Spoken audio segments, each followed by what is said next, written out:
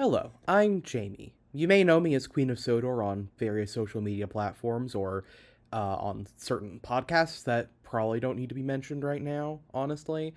You know the one. And it's been a long time since I've posted anything on this YouTube channel, so there's a good chance that a lot of the people who are seeing this video, apropos of nothing on their subscriber feeds, don't know me as Queen of Sodor, but rather as Trainiac J, which is the username that I ran under between, like, the beginning of my internet presence to, like, 2017-ish? You know, it's been a very long time since then, and I've changed a lot as a person. In multiple ways, the most overt one being that I am a woman now, and when I was going through all that change, I took down basically every video that I had hosted on this YouTube channel because a lot of it was like stuff I, didn't want to remember. These wooden railway videos that I made in 2016, I want to put back on the internet because I think that they're okay. They're not good. I could do them a lot better probably, but they were very fulfilling to make at the time, and they are something that I wish I could still do right now.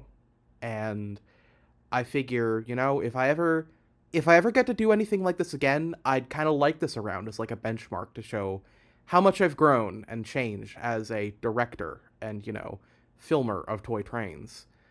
And, it's also just the anniversary of Thomas today, and even though this does not have anything to do with Thomas Train himself, or really have any, like, anniversary signifier beyond that, like, all these videos came out in 2016, this is a year early to be like, oh, 10 years of this YouTube thing, but, like, this is something I need to do for myself, and, secondarily, it might also be interesting to you if you liked these videos or, got to know me through book club and want to see the stuff I was doing years before I really knew who I was. So I hope you enjoy this, and I hope, y'all humor me, essentially. I don't know.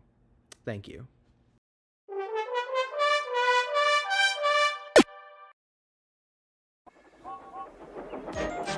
James is a mixed traffic engine. He can pull both freight cars and coaches.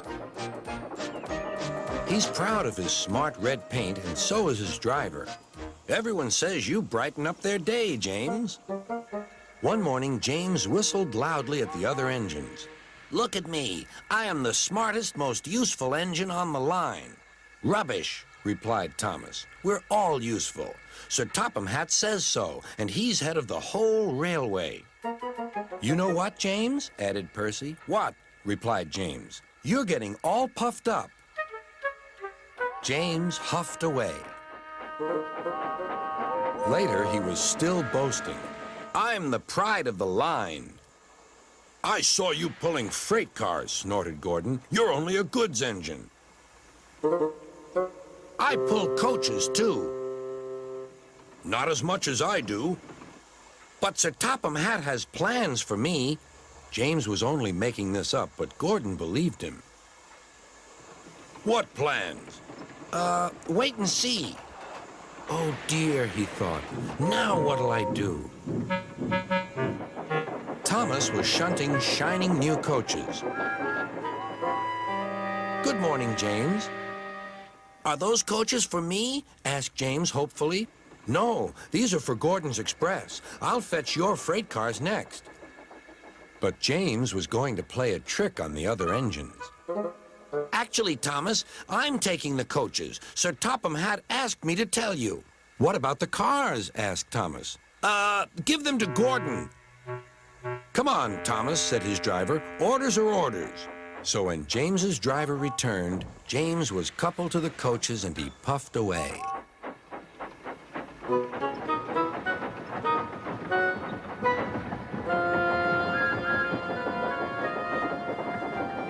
Thomas returned with the freight cars, and a few minutes later, Gordon arrived. Where's the express? Thomas told him about James. And so here are your cars. Gordon was very cross, and so was his driver. Wait till Sir Topham Hatt hears about this. Meanwhile, James was enjoying himself enormously. What a clever plan! What a clever plan! He chuffed. Then he saw Sir Topham Hatt. Some jokes are funny, but not this one, James. You have caused confusion. Yes, sir, said James. You will now stay in your shed until you are wanted. The other engines teased James. I wonder who'll be pulling the express today, said Gordon. I expect it'll be you, replied Henry. James is stuck in the shed for being silly. James felt sad. Next morning, he went back to work. Hello, whistled Thomas. Good to see you out and about again. I'm sorry I tricked you, said James. Are these my cars? Yes, replied Thomas kindly. They are pleased to have you back. James set off to the harbor with his train of freight cars. He bustled about all day, pushing and pulling them into place.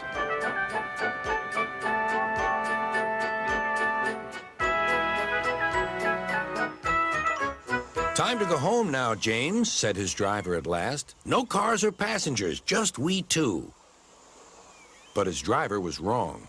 Excuse me, called a man. I have a meeting with Sir Topham Hatt, and I mustn't be late. May I ride back with you? Of course, replied James's driver. Then he whispered to James, this gentleman is a railway inspector. James was most impressed. He steamed along the line as smoothly and quickly as he could.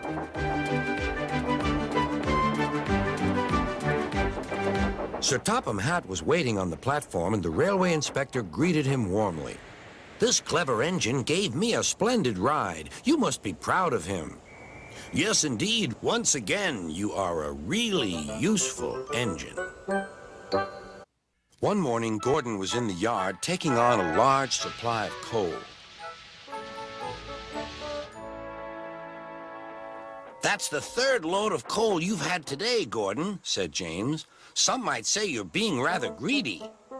I'm an important engine, replied Gordon. Important engines need plenty of coal, but I doubt if you would understand that, James. James snorted and went about his work. Later, Gordon was taking on water from a standpipe because the water tower was under repair.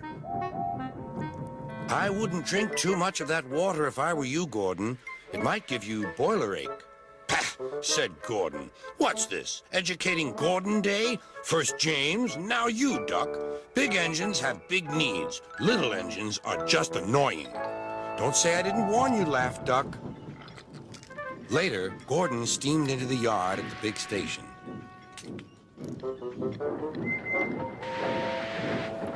That's what I need, exclaimed Gordon. There, emerging out of the sheds, were two shiny tenders.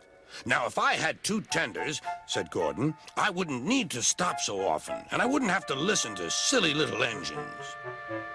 Those tenders belong to a visitor, replied his driver. The diesel sidled up alongside. Everyone knows that tenders are a mark of distinction, but I'm afraid that no amount of tenders will save you in the end. We diesels are taking over, and we don't need tenders to make us important, not even one. Gordon was most upset. He was feeling just the same next day. I'm not happy. I know, said Duck. It's boiler ache. It's not boiler ache, protested Gordon. It's... Of course it is, interrupted Henry. That water's bad. Have a good washout. Then you'll feel a different engine. Your boiler must be full of sludge. Don't be vulgar, huffed Gordon. He backed down onto his train, hissing mournfully. Cheer up, Gordon, said Sir Topham Hatt. I can't, sir. Is it true what Diesel says, sir? What does he say? That Diesels are taking over. Don't worry, Gordon. That will never happen on my railway.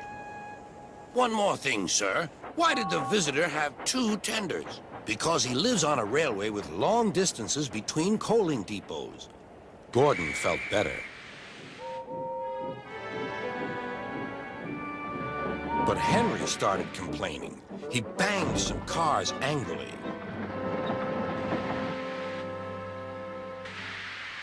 I always work hard enough for two, he puffed. I deserve another tender. Duck whispered something to Donald. He was going to play a trick on Henry. Henry, he asked, would you like my tenders? Yours? What have you got to do with tenders? All right, said Duck, the deal's off. Would you like them, Donald? I wouldn't deprive you of the honor, replied Donald. It is a great honor, continued Duck thoughtfully, but I'm only a tank engine. Perhaps James might... I'm sorry I was rude, said Henry hastily. How many tenders have you, and when could I have them? I have 6, and you can have them this evening. 6 lovely tenders, chortled Henry. What a splendid sight I'll be. Henry was excited all day. Do you think it will be all right? He asked for the umpteenth time. Of course, said Duck. They're all ready now. The other engines waited where they could each get a good view. But Henry wasn't a splendid sight at all. His 6 tenders were very old, dirty, and filled with boiler sludge. Had a good washout, Henry, called a voice. That's right. You'll feel a different engine now. Henry was not sure, but he thought the voice belonged to Gordon. The island of Sodor had many visitors, and Sir Topham Hatt had scheduled more trains. Gordon, the big engine, had to work harder than ever before. Come on, he called to the coaches. Come on, come on, come on. The passengers rely on me to be on time.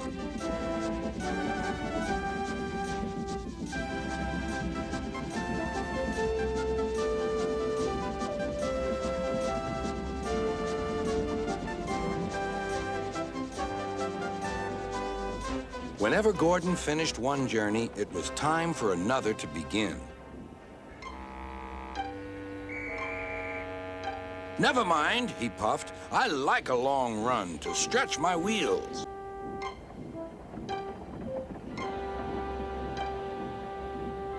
Even so, Sir Topham Hatt decided that Gordon needed a rest. James shall do your work, he said kindly. James was delighted. He liked to show off his smart red paint and was determined to be as fast as Gordon.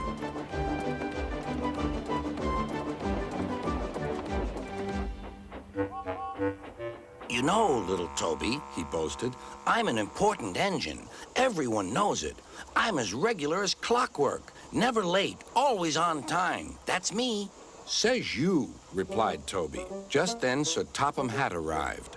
Your parts are worn, Toby, so you must go to the works to be mended.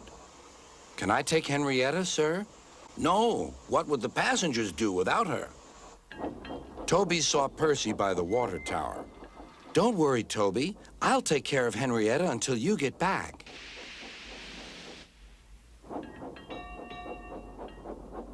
Soon Toby was out on the main line. He clanked as he trundled along.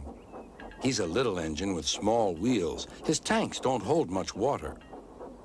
He had come a long way and began to feel thirsty. In the distance was a signal. Good, he thought. There's a station ahead. I can have a nice drink and a rest until James has passed. Toby was enjoying his drink when the signalman came up. He had never seen Toby before. Toby's driver tried to explain, but the new signalman wouldn't listen. We must clear the line for James with the express. You'll have to get more water at the next station.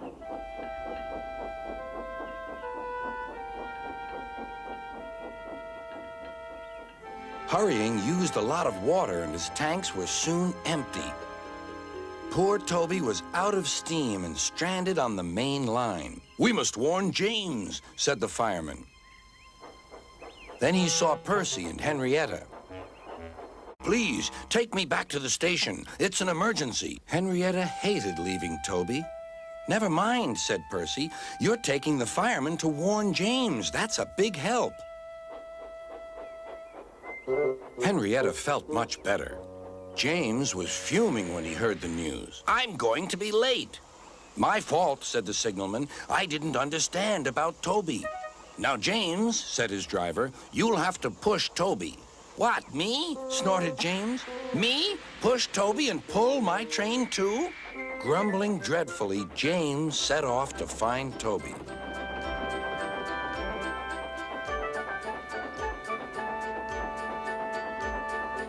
He came up behind Toby and gave him a bump. "Get on, you."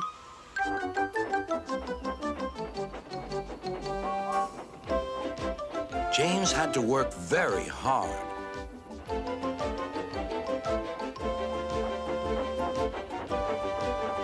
When he reached the workstation, he felt exhausted. Some children were on the platform. "Coo! The express is late, and it's got 2 engines. I think James couldn't pull it on his own, so Toby had to help him." "Never mind, James," whispered Toby. "They're only joking." "Huh," said James. Toby just smiled.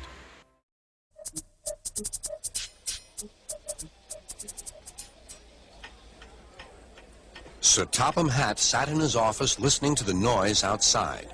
The passengers were angry. The station master came in. "There's trouble in the shed, sir. Henry is sulking. There's no train, and the passengers are saying this is a bad railway." "Indeed," said Sir Topham Hatt, "we cannot allow that." He found Gordon, James, and Henry looking very cross. "Come along, Henry. It's time your train was ready." "Henry's not going," said Gordon. "We won't shunt like little tank engines. That was Thomas's job. We're important tender engines. You fetch our coaches and we will pull them. Tender engines don't shunt." "We'll see about that," said Sir Topham Hatt. "No engine on my railway is too important for small jobs." And he hurried away to find Edward.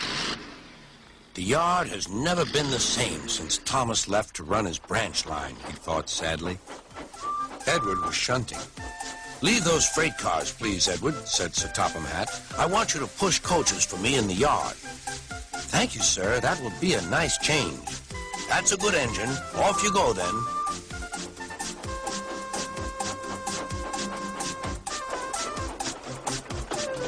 So Edward found coaches for the 3 engines, and that day the trains ran as usual.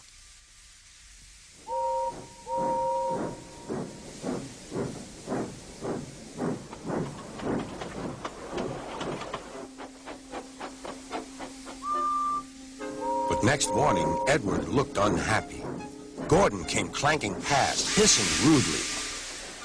"Bless me," said Sir Topham Hatt. "What a noise!" "They all hiss me, sir," answered Edward. "They say tender engines don't shunt, and last night they said I have gray wheels. I haven't, have I, sir?" "No, Edward, you have nice blue ones, and I'm proud of you. Tender engines do shunt, but all the same, we do need another tank engine here." He went to a workshop, and they showed him all sorts of engines.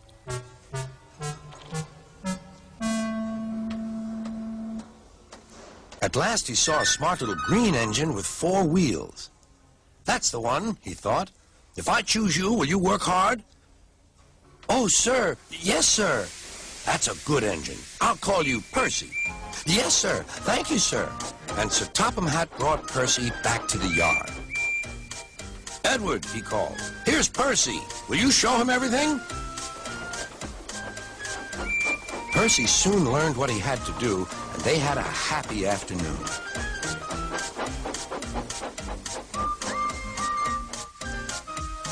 Then Henry came by, hissing as usual. "Wheesh!" went Percy.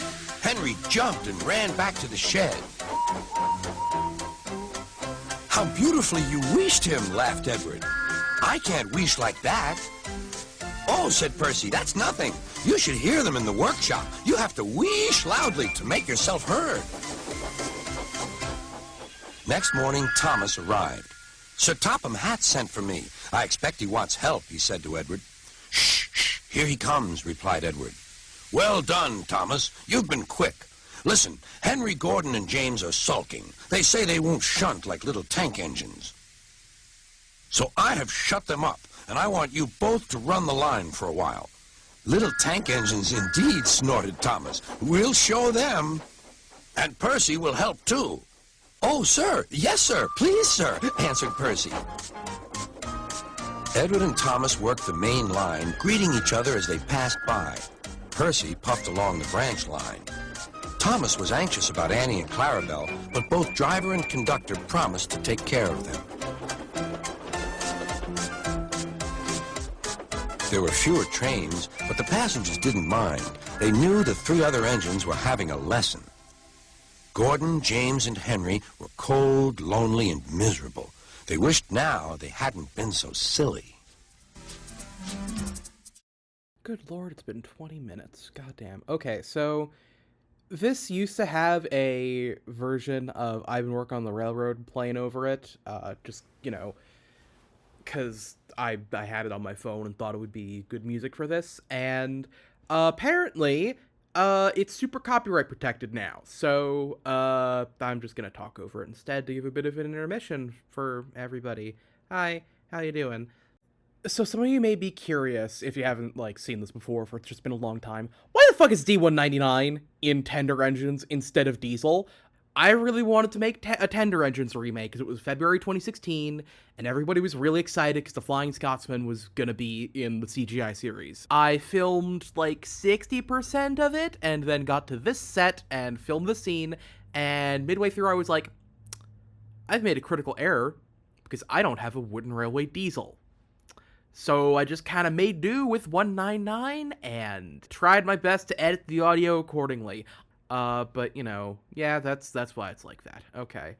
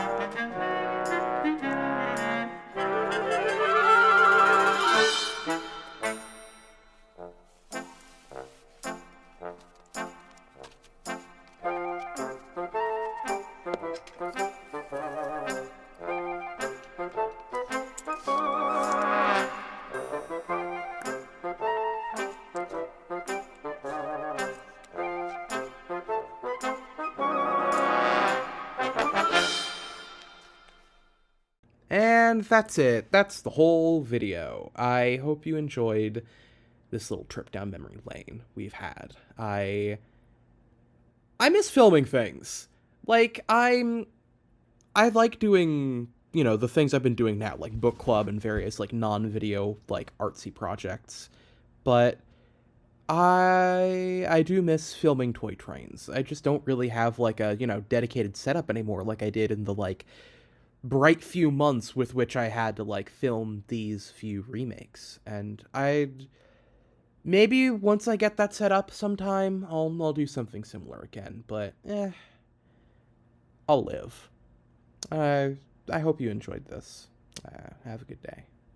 Like and subscribe, or whatever you're supposed to do on YouTube. Ring the bell for notifications, and make sure to smash that subscribe button, and friend me on LiveJournal.